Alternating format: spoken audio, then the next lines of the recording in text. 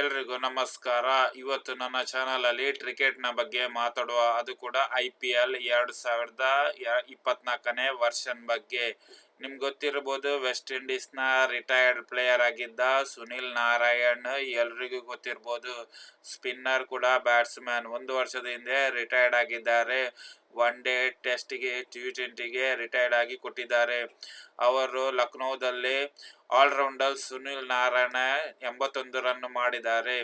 39 ಎಸೆತದಲ್ಲಿ 6 ಬೌಂಡ್ರಿ ಅಂದರೆ 6 4 ಹೊಡೆದಿದ್ದಾರೆ ಮತ್ತು 7 ಸಿಕ್ಸರ್ ಒಟ್ಟಿ 22ಕ್ಕೆ 1 ವಿಕೆಟ್ ಕೂಡ ಮಾಡಿದ್ದಾರೆ.